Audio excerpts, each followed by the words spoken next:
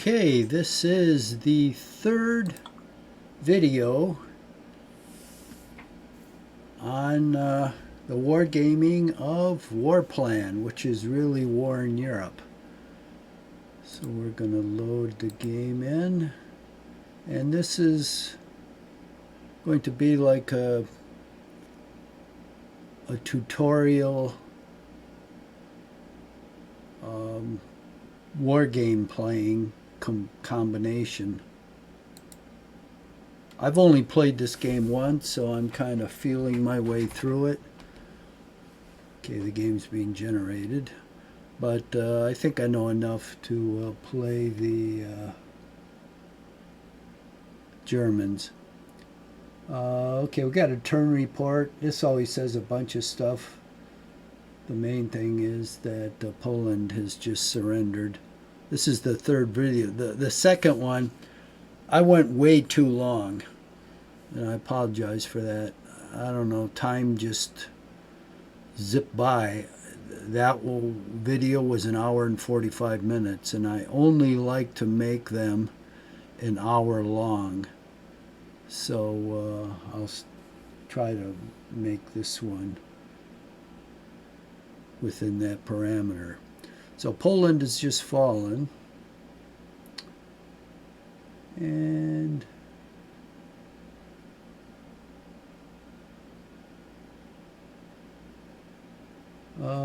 it's in the upper left hand corner. You can see the date, September 29th, 1939. So now I suppose I could knock off Denmark.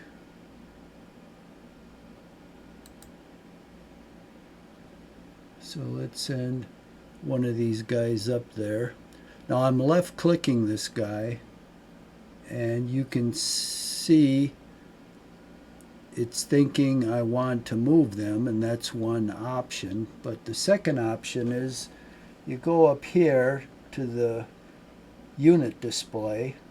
There's two of them for this unit, and one you'll see railroad tracks which say rail move, and it shows 100. That means I can move. I've got 100 rail movement points, and I think that's the equivalent of 100 strength points. No, yeah, and what's shown on the counter is roughly the strength points.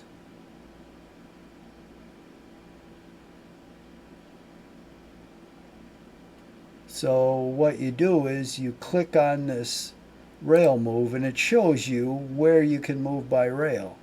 So I want to move all the way up here, and then you right click the mouse, and boom, it moves up there, and it loses a strength point. Whenever you move a unit, whether it's by rail or overland, you're going to lose strength points. And that's why over here in production, you want to have your reinforcements / upgrade as high as you can. And I've clicked it up to 106 because that will rebuild your units in the field. Otherwise, if you keep moving them, they'll lose more and more strength, even if they're not in combat. So now what I want to do is I want to move my armor to France. I've only got one of them on railroad, so I'll click on that one. You can see I've got 70 rail left.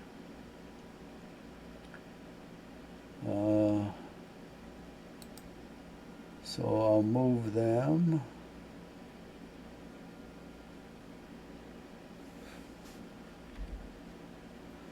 Here's the Ardennes.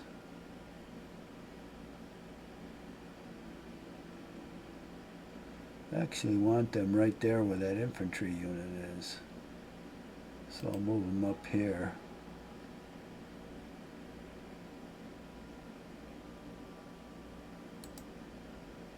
Move this infantry up here.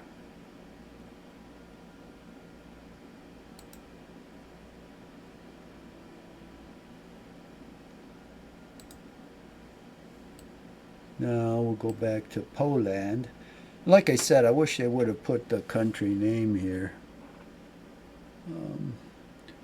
So I want to move this other armor. I'll move it down here. I'm going to put these guys all on the railroad, including these air units, because I'll be moving most of them.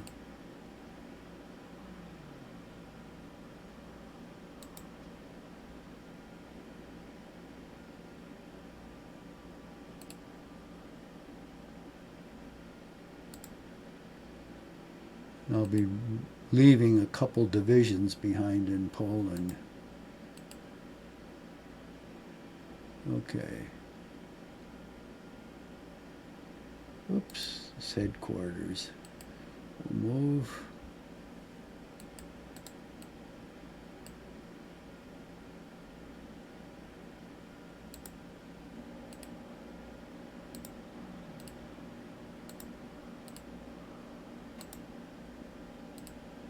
Okay, looks like just about everybody's on our railroad. Now, we've got a situation like this where you can't get rid of this movement because you've designated this unit.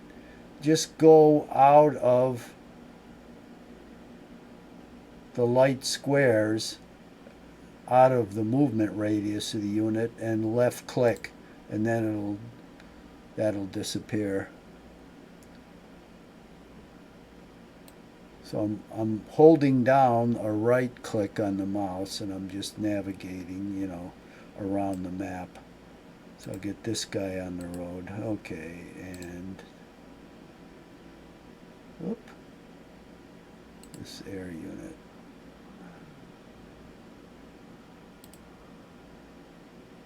Oop, I gotta get this guy. Oh, I must have moved him already, so I can't move him. Okay.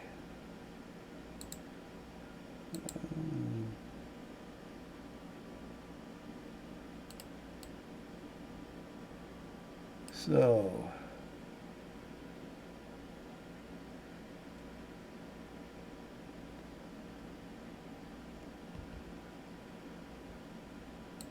let's move this guy. I think we've got enough rail to move one more guy.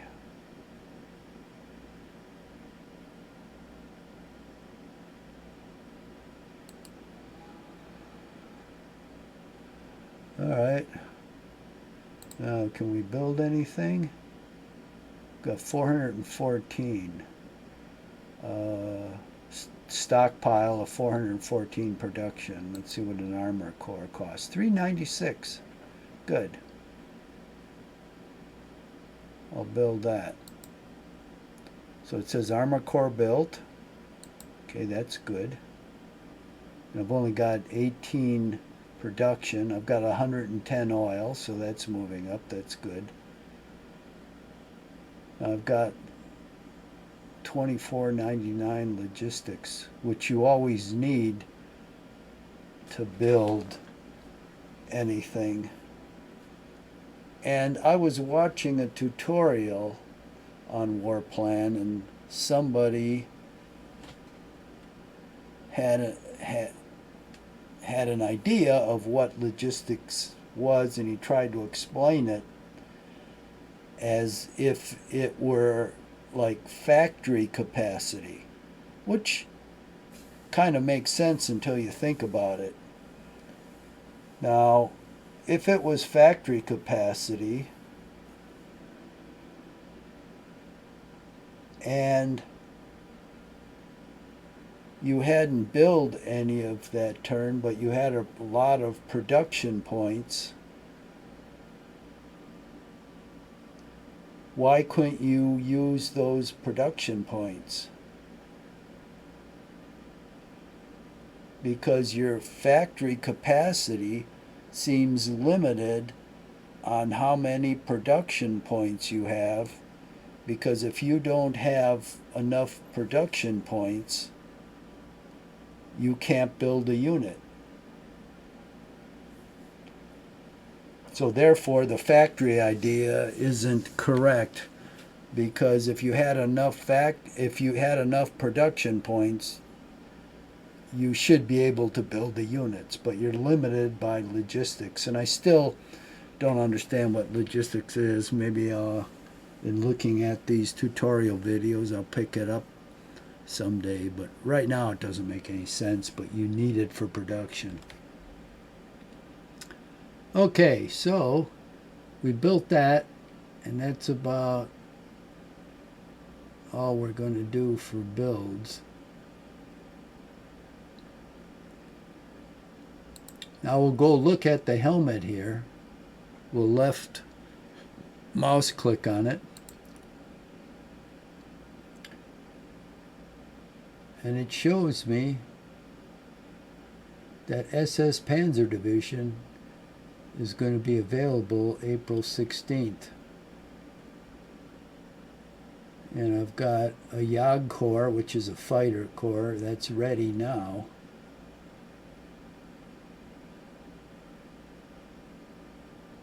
And in November 8th, I'll have a U-boat, which I don't care anything about. And I'll have an airborne, it's a division or a corps. Might be an airborne corps, I don't know. And then the Bismarck comes out August 40. So right now, we've got a Yag Corps. Because it says, whenever it says it's ready, that means it's ready to deploy. So what we'll do is we left mouse click on it, and then we click on deploy, and it'll show you all the hexes you can deploy that on. So now I'll hold down the right mouse click, and I'll scoot over here, and then I'll release it. So now I'll look at where I want this deployed.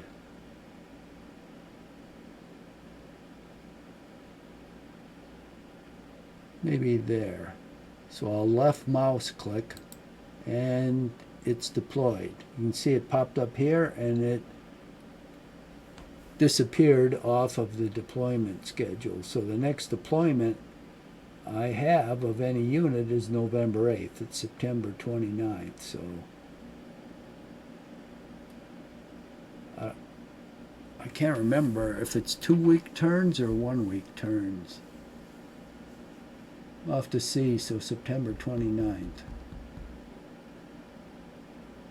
Well, if it's a 1-week turn, I guess they are 1-week turns, because the next one would be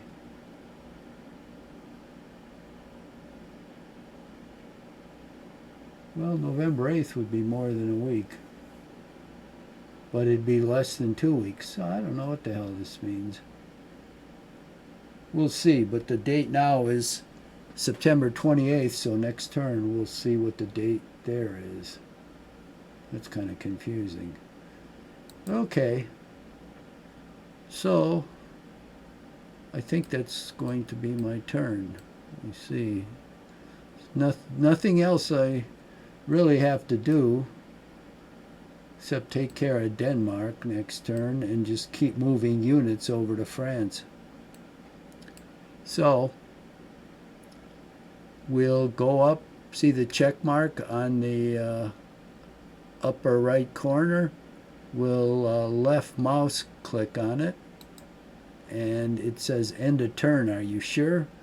Yes. Now we'll go into AI's portion of the turn.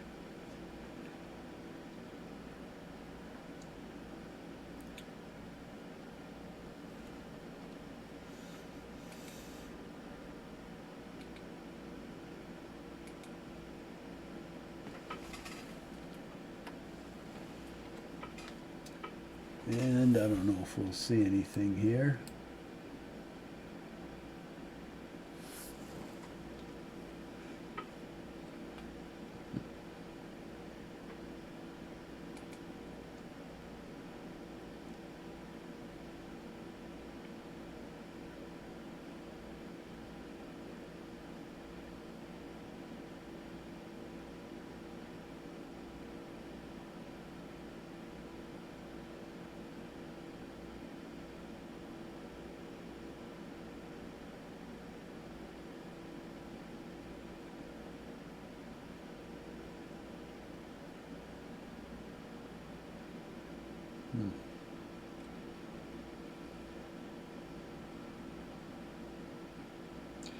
And I think when AI is done moving, okay, it's moving the commies now. And you can see that raindrop in the hex, that single raindrop in each hex. That means it's raining there. You can see it's raining in Russia, but not in Poland yet. So that's why it's good to turn on weather.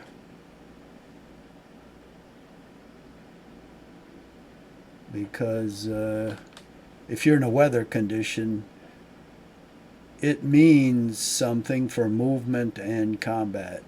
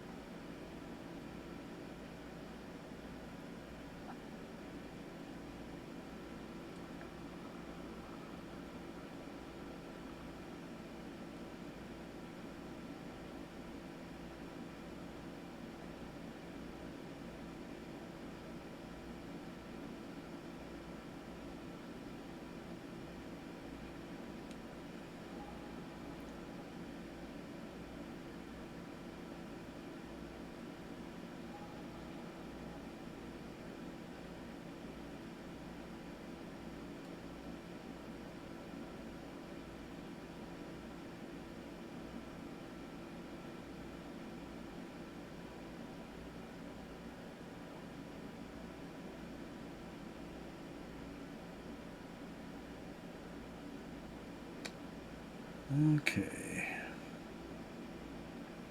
When AI is done with its portion of the move, you'll see a black information box, a big one that shows up on the left side of the screen announcing the events of that turn. Then you know AI is done.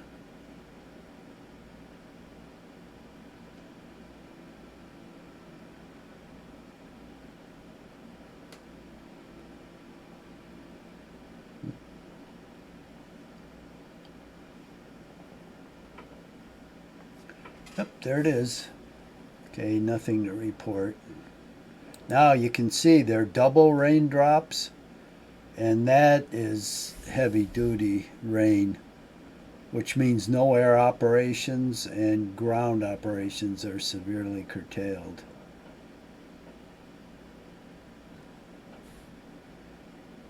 So, all I'm going to do is railroad stuff. Okay, I've got 132 production. I'd like to build another armor core, but I have to wait. That's the first thing I do is check production to see if I'm going to produce anything. The second thing I do is I right mouse or left mouse click on the helmet to see if I'm getting any reinforcements. So I'm getting these November 8th. Oh, what was I thinking? It's October 13th. Yeah, so I've got a couple turns before I get anything. Okay, so the second armor core is on the rail, so I left mouse click on that and it pulls up these two displays. And the reason it pulls up both displays is because I had clicked unit detail. And sometimes I want to look at this detail because it gives me in a quick glance, I mean, I can get some of that information over here, but here it gives me the strength, 30 out of 30. It gives me the experience, 71%, the effectiveness, 87, the operational points or movement points. And it gives me any special capabilities, and I've got one here. It's a breakthrough capability. Now, this unit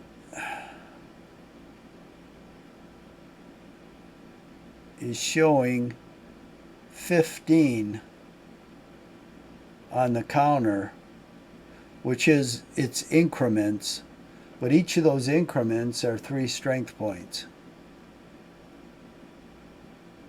So looking at the counter, and you figure, oh, it's 15, that would be misleading because it's really 30 strength points. And if you see a defending unit has like 3, it could be 20, not 3. So you have to look at the strength here because that's what counts. The increments are just for losses. Now we look at, I'm going to go over here, and in the upper right hand corner, see these 2 gears, and it says options. I'm just hovering over it. Well, I'm going to click on it. And here we have land. It's showing average combat factors and operation points. I'm going to click on strength and operation points. Okay, and see how it's changed? It's changed to 30 now.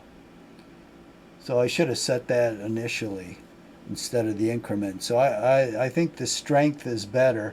But all I did was I left mouse clicked on strength.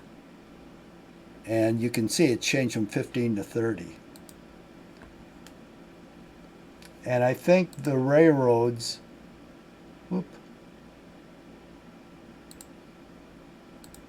the railroads use the strength for the movement. I guess we'll see. So I'll click on railroads. Oh shit.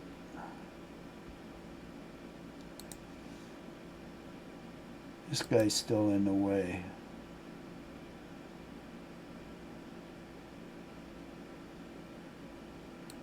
I'll move him back here. Whoop. So I left clicked to indicate the unit and then right clicked and just held it down and just moved him back. So now you can only stack one ground unit, which is infantry or armor, on a hex. So that's why I had to make room for him, because I want to put him right there.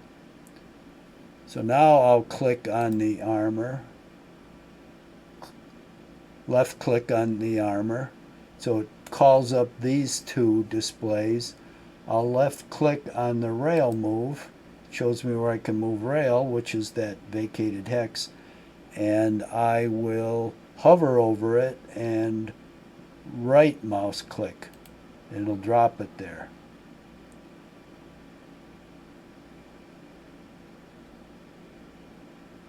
And let's see if I can move another infantry unit.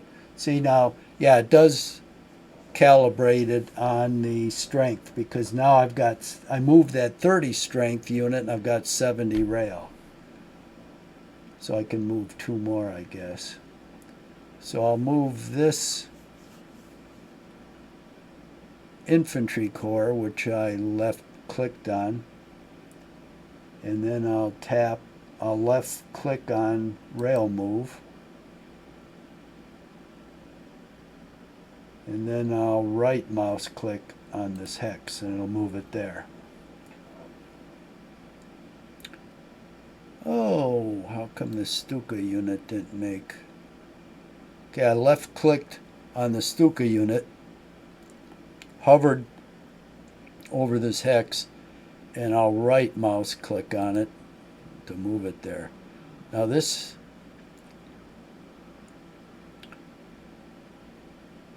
here's the other Stuka unit.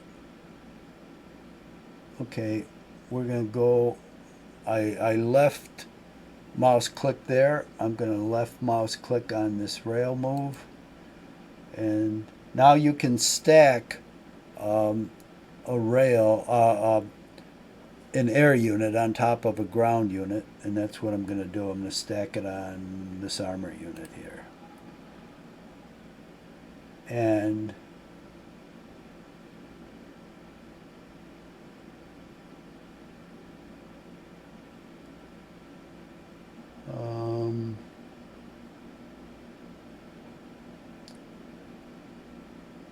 Got 22 left. Well, I could move a headquarters. That might be good. So I left mouse click on the headquarters. I go it as soon as I do that, these two boxes come up, and then I'm going to left mouse click on rail move, and the headquarters is considered a ground unit. Where am I going to put that sucker? I'll put him back here. So I'll right mouse click and then he goes there. And I'm out of rail, I know. I don't have enough production to build anything, and I'm not getting anything. Click on the helmet. So in effect, oh, well, it's heavy rain because it's 2 raindrops, so I'm not going into Denmark just yet. That'd be too disadvantageous. I'm sure I'd be halved for combat value, and then I'll have to read what that means, but it's really bad news. So I'm going to wait for better weather.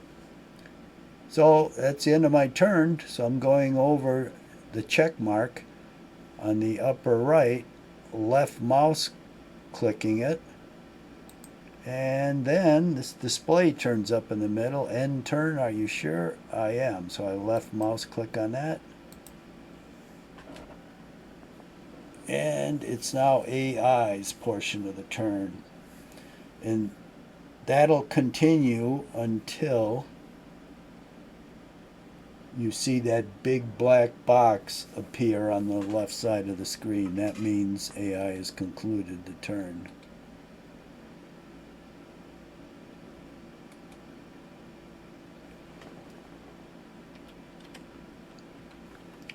So I don't think AI is going to be doing too much during this weather, but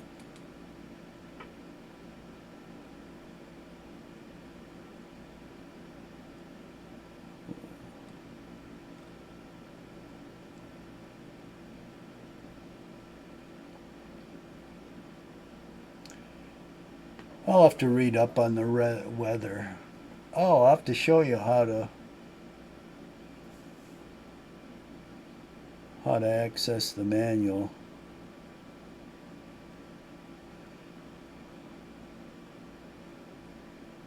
I don't think there's a full manual included in the game. I guess we'll look for it. But there's if you just type in on your search engine Warplan manual, there's a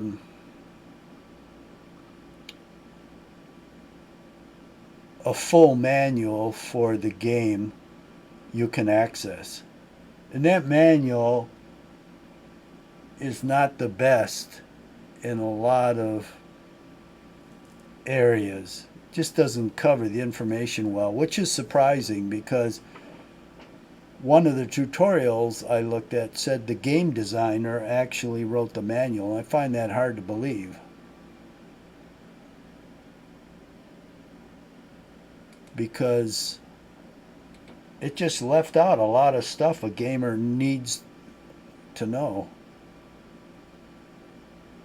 I mean, one of which is defining logistics a lot better. I mean, he gives like a 1-sentence blurb, and it isn't very good. I'd like to know exactly what that is. But you have no idea from his manual comment. And there's a lot of stuff like that. And a game designer, it's true, he may not have the ability to write a good manual. He can design a great game, but writing a manual, there's an art to that, because I used to do it for a living. And as a wargamer, he still should have known better, because you got to ask yourself questions when you read what's written. It says, as a wargamer, is that enough for me? Okay, here's the end of the game.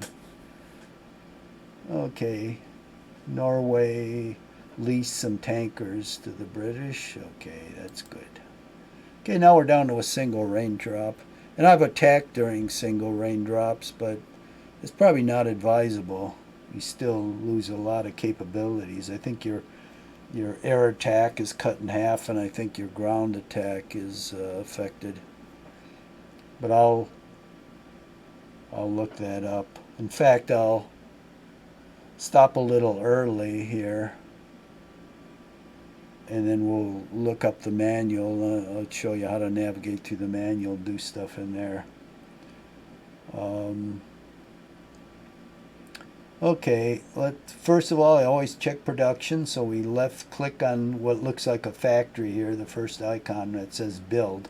If you just hover over these icons, it'll tell you what it does. So it says build, convoys, advancements, war panel, reports, combat. See, just go over it. So that's really a nice part of the game. So anyway, I'll left mouse click on this. 316, I don't think that's enough. Let's look at an armor core, not a SS one, just a regular one.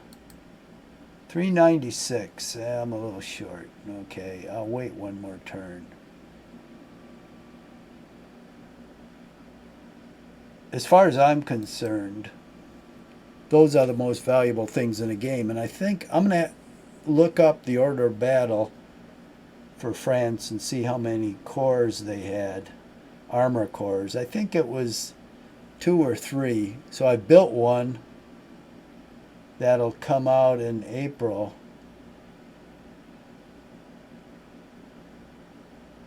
In time for the Battle of France. So that would be 3. And I think that's what they historically had, except one of mine will be SS, so it'll be bigger. Otherwise, I probably could have had it in March, but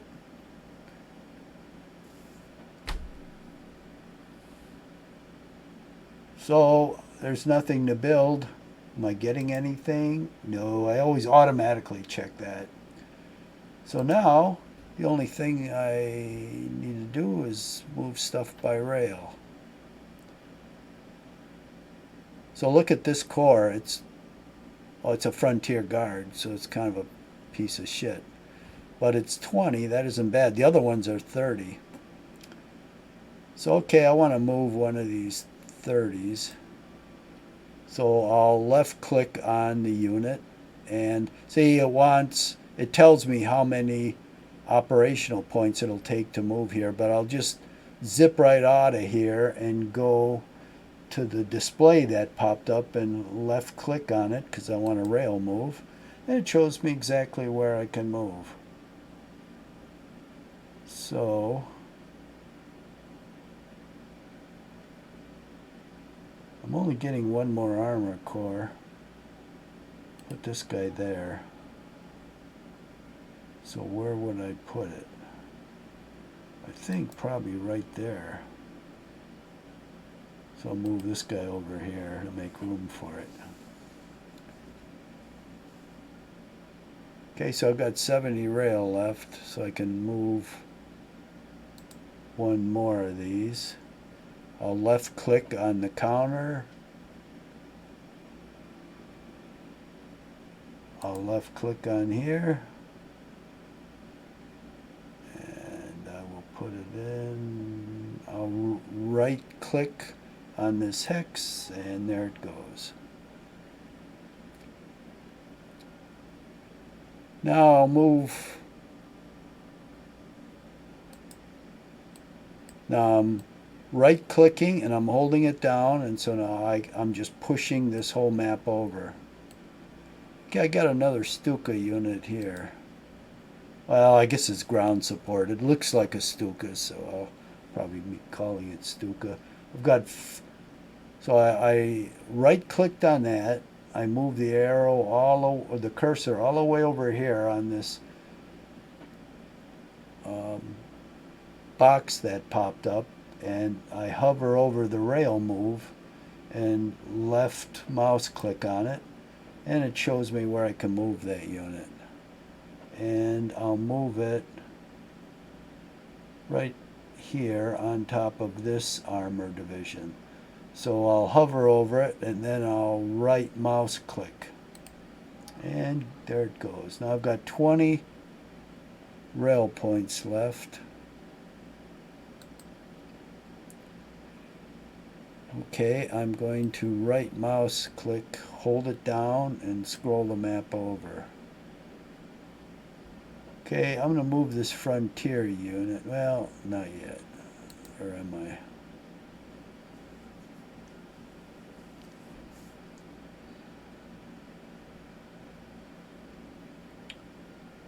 Yeah, I'll right mouse click on it, and then I'll right mouse click on rail move here, and I think I'll move it opposite Brest-Litovsk. So I'll right mouse click here, and there it goes, and I'm out of rail points. So I'm out of stuff I can do. That's all I'm doing right now. So I'll left mouse click, hold it down, and scroll over here to France. It's still raining, so I really don't want to go up to Denmark while it's raining. I'll wait until the rain's over. So you can see on the upper left of the screen, it's October 27th. Okay, I'll go over to the right side of the screen, hover over the check mark which says end turn. Left click on it, it says end turn. Are you sure? Yeah. Okay. So now it's AI's turn.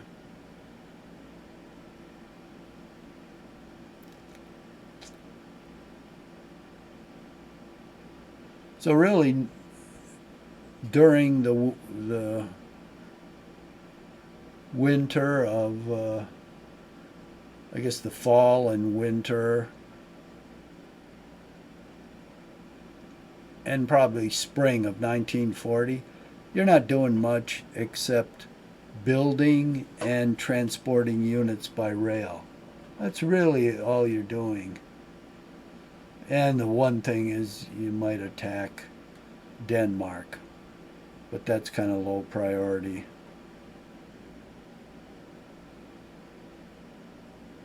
So you're just getting stuff ready for the big assault. Now I found that infantry isn't worth much in sustaining an attack. The stuff that's really worth it is armor and mech, because they have a lot of operation points. With infantry, for the most part, if you move one hex, you can make one attack. That's pretty much it. Or you can move like 2 or 3 hexes. They've only got 5 operation points, and usually if you're crossing a river or something like that, that's going to take 3. If you're just on clear ground, then you might be able to make 2 attacks. But a lot of times, like in France, you're always crossing rivers, or they're going into the woods or something, so your infantry only really gets 1 attack. Whereas your armor, you get 9 operational points. You can cross a river and still make two attacks, maybe 3. If it's unclear, you might make 3. So you can really pound the unit down. So that's where it demonstrates, your armored fist. Now you can beat the guy down, and then if you got your Stukas, your ground support aircraft, and your what are they called, the 2-engine bombers? I can't remember. Like your Heinkels and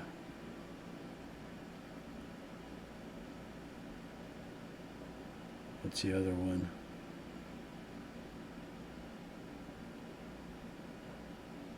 Oh, I can't think of it now. But your aircraft, if you're already in place on the border, you can make 2 attacks per aircraft, and that is great for softening up enemy units. You can put the hurt on them, so then when you attack with your armor, they're weakened, and that is very realistic.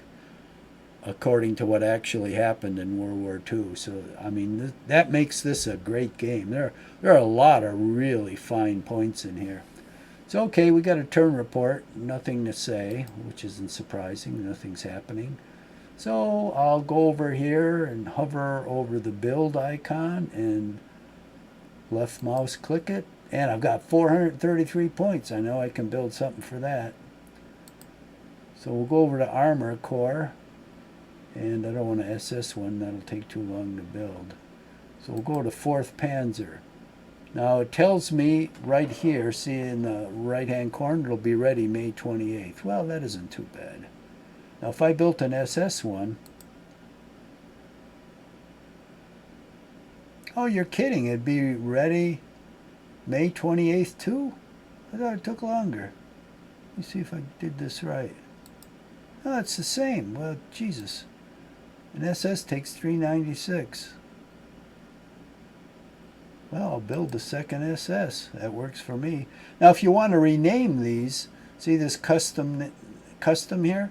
You can put a new name in it. Say you want to name it, I don't know, Totenkopf or Gross Deutschland or Liebenstandarte. You could do that. And then change the name. I'll just go with the straight names here. So I'll build another SS one. Oh, that's good to know. Because they're more powerful, which is what you want. And I'm not sure, but I think, yeah, it has one more operation point. See this display over here? So I think the other ones have 9, and the SS might have 10, which makes sense. It has more vehicles. Okay, so, and you can build breakthrough or heavy armor. Now, you can click on either one. The default is breakthrough, and what that does, it gives you more operation points.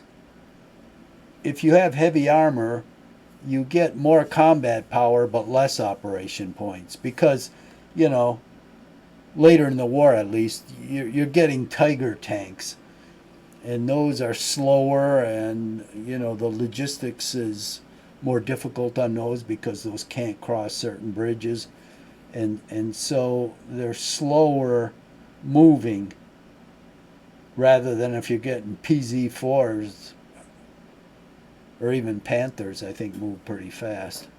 So I mean that's the trade-off, and it's really, do you want an offensive arm or a defensive arm? If you want offensive, you choose breakthrough. If you want the defensive arm, like you're Russia defending in 41, then maybe you want heavy armor. So I'm going to take breakthrough. So I'm going to left mouse click on purchase, and then you can see my production went down to 137, and I've got an armor core.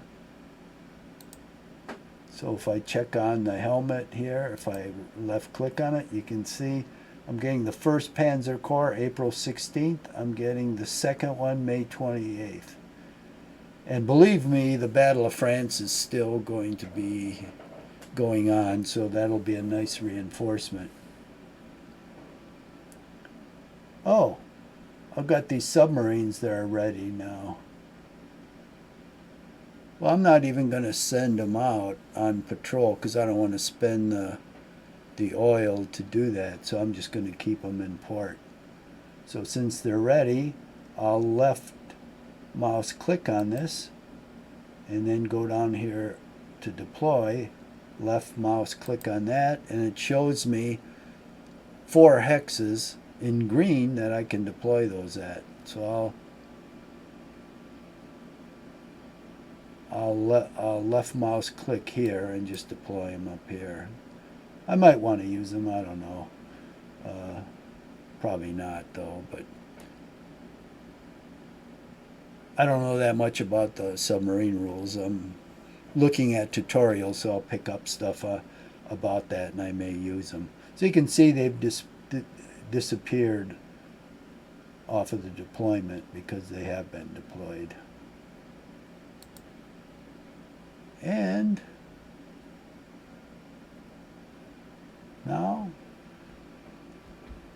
All there is to do is move some more units. Oh, look at this one. It didn't get on a rail. Okay. So I left mouse clicked on it, and then I'm going to right mouse click to put it down on there. Okay, here's a nice air unit. So I left mouse clicked on it. It brought up these two boxes. You can see if I wanted to fly it, I could fly it that far with one movement point. It's got two movement points. Now one movement point, I could fly it that far. And then if I used its second movement point, I can go all the way out to here. But instead, I'll just move it by rail. So I'll left mouse click on the rail, and I will put it, I think, right here in Dusseldorf. So I'll right mouse click. Boom. I think from now on, instead of saying mouse click, I'll just say left click, right click. And I'll do that for a while yet, because I know it's hard to get used to those things, especially maybe you've never even played a war game, or you haven't played an electronic one. So I'll go through it so you can remember it, and then in a couple more turns, I just probably won't tell you anymore. I'll just say I'm going to move this unit there, and it'll be, left click to designate the unit. And that's true for anything in the game. It's a left click to designate it, and then it's a right click to actually move it, to show where it's going to go. And you just hold down the left mouse, and it shows you where you can move, what hexes you can move in, and what the operational cost of that movement is. And then you can look at, like, the box up here.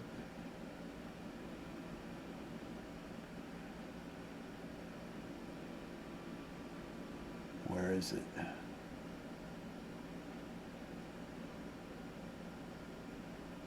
Oh, I'm on an air unit. So let me click to a ground unit. Okay, here.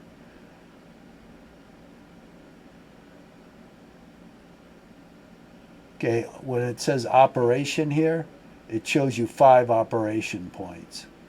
So those are basically your movement points. And when you're moving that cursor, it'll only show you the hexes that are 5 operational points away. And when you see that number go to 5, you know you've used all your operation points and there are no more left for an attack. So now we've got 80 rail.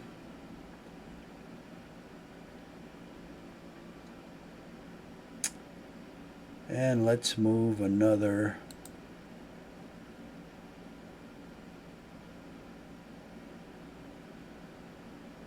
infantry corps. So I left clicked on that. I'll left click on the rail.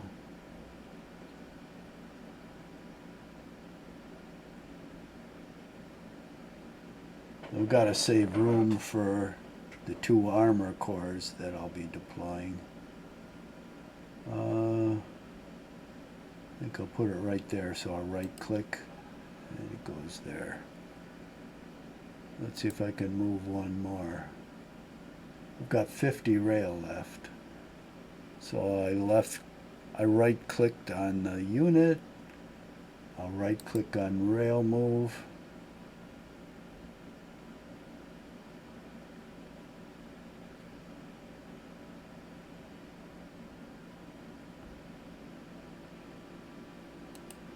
I'll right click there and drop them there.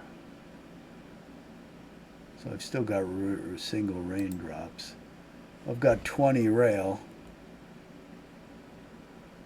Okay, I'm going to right click, hold it down, and go over here. Well, I guess I could move a headquarters. I'll right click on the headquarters. Right click on the... Wish they wouldn't make headquarters a combat unit. They should be able to stack with the infantry. Okay, got one down here.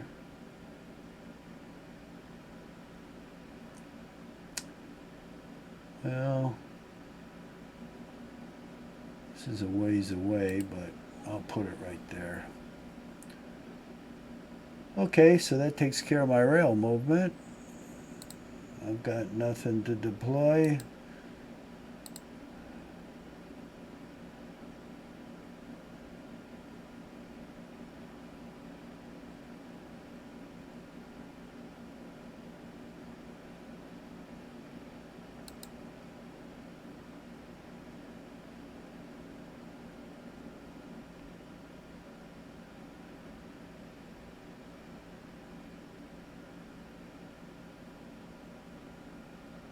Got 253 oil. That's great. That's pretty good.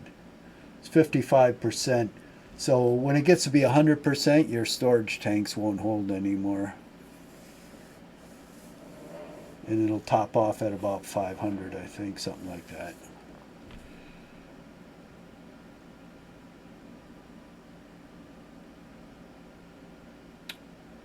Okay, I'd say that's the end of my turn.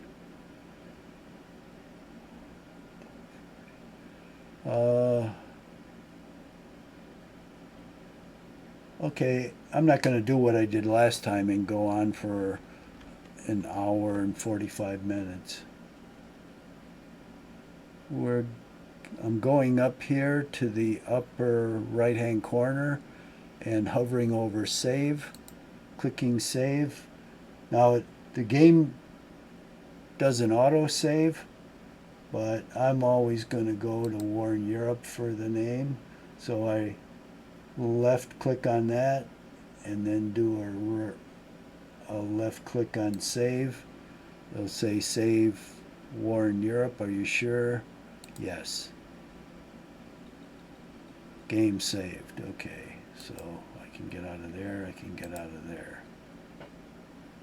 Now let's go to help.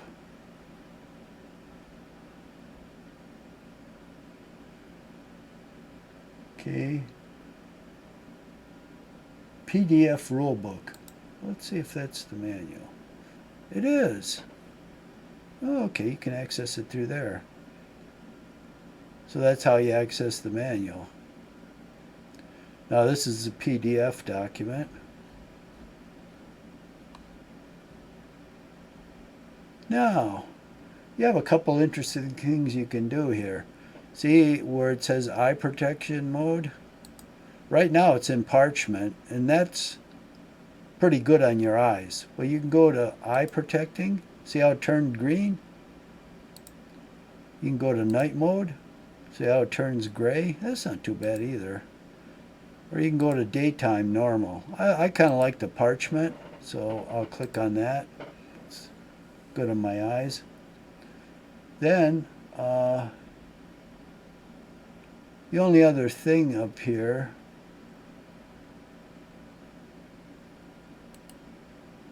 okay, let me see if I can find this damn thing. Okay, if you take the arrow to the bottom of the page, you'll see this display. And see, I set it at 150% because that's what I like. But you can see the minus and plus. You can go up or down, see how it changes. You can make it smaller or bigger. Like I said, I like 150. And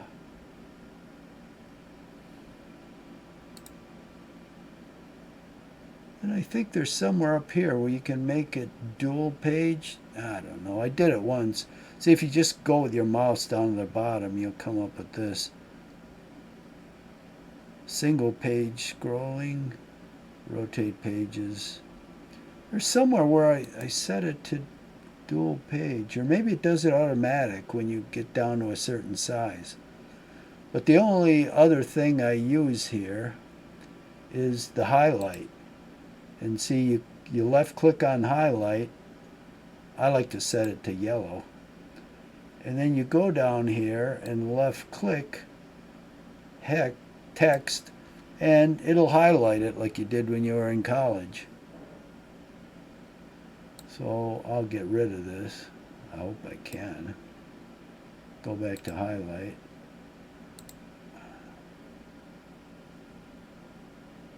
And I guess white. Ah, shit. Don't tell me I'm not going to be able to get rid of this.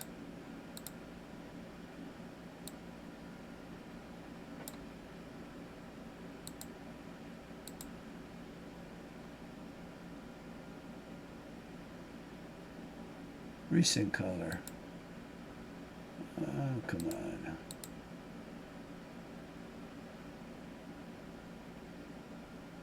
White. Oh, white background. Standard colors. Other colors.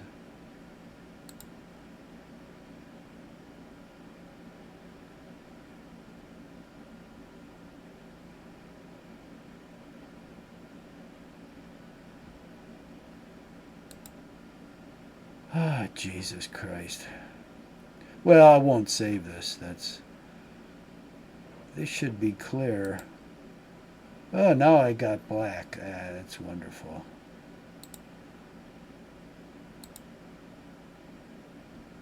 Oh, oh,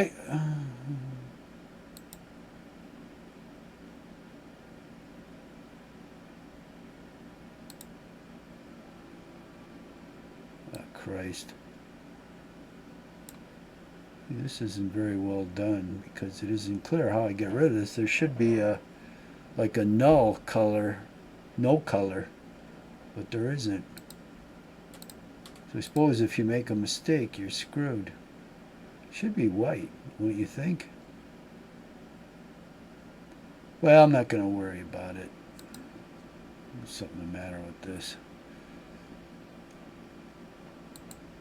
So it allows you to save. So no, I don't want to save it. Okay, and here's that game help. Oh, so you can get the rule book. I got it outside of this. It's a PDF document on the internet, but it's the same here.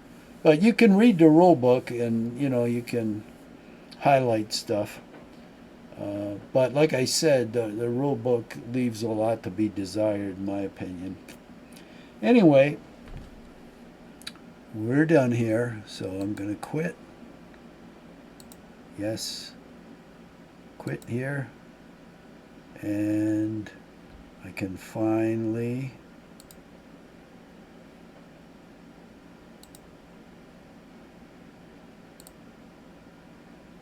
quit here.